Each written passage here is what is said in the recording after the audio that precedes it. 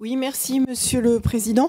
Alors c'est une question en forme de réflexion générale. Vous avez eu raison d'insister sur les frustrations qui suivent parfois des effets d'annonce qui font espérer beaucoup de choses aux agriculteurs. Et j'englobe dans la réflexion toutes les retraites agricoles, donc y compris les conjoints.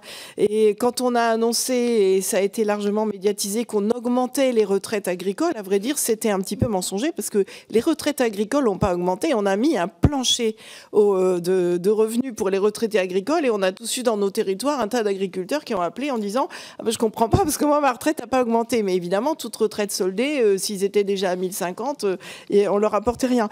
Donc moi je déplore qu'il y ait des effets d'annonce qui laisse espérer des choses.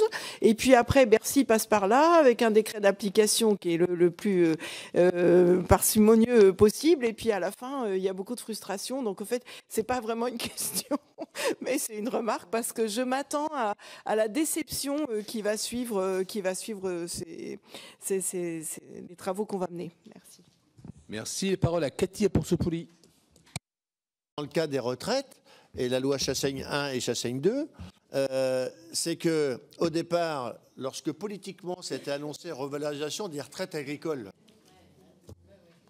c'était des retraites agricoles, tout le monde pensait la retraite agricole. Moi, à titre personnel, je suis polypensionné de la MSA. J'étais enseignant agricole, donc j'étais salarié. Je suis devenu agriculteur, je suis polypensionné. Donc, par nature, puisque je touche moins de 1050 € sur mes 33 années de retraite exploitant, mais je ne suis pas valorisé, je ne suis pas revalorisé puisque ma retraite polypensionnée de salarié vient s'ajouter, ce qui fait que je suis au-dessus du plancher. Donc voilà. Donc ça, et je vous jure que nous avons eu nos plateformes téléphoniques ont été embolisées sur le sujet parce que tout le monde disait mais je ne comprends pas. On nous a annoncé qu'on avait une revalorisation des petites retraites agricoles. Mais en fait, les gens, c'était valable pour les monopensionnés.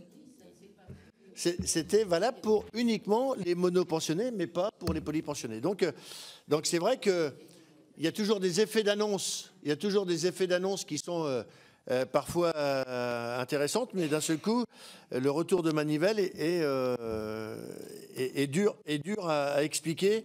En tout cas, nous avons été amenés à l'expliquer et tout. Sur l'aspect des conjoints,